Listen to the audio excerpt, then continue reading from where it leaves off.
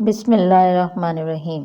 آپ کے ساتھ ایک وظیفہ شیئر کر رہی ہوں جو رمضان المبارک کی 11ویں اور 12ویں شب کو کرنا ہے۔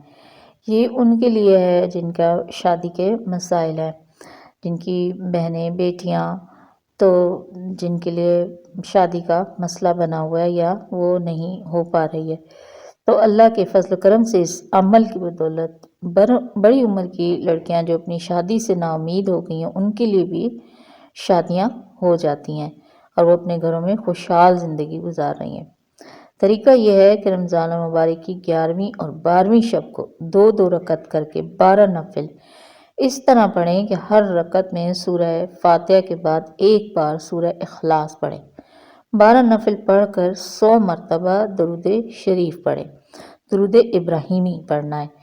پھر تمام نفل اور درود شریف کا ثواب حضور پاک صلی اللہ علیہ وآلہ وسلم کو پہنچائیں اور پھر حضور پاک صلی اللہ علیہ وآلہ وسلم کے وسیلے سے اللہ تعالیٰ کے حضور گڑ گڑا کر خلوص دل انکساری عاجزی سے کم از کم 15 منٹ اپنے لیے یا اپنی بہن بیٹی کے لیے اچھے رشتے کی دعا کریں۔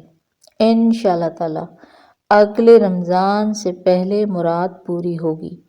یہ نہایت ہی آزمودہ وظیفہ ہے اور یہ ان لوگوں کو ضرور شیئر کیجئے جن کو اس کی ضرورت ہے، تاکہ آپ کو بھی اتنے پیارے صدقہ جاریہ میں رمضان مبارک میں ثواب حاصل ہو جائے۔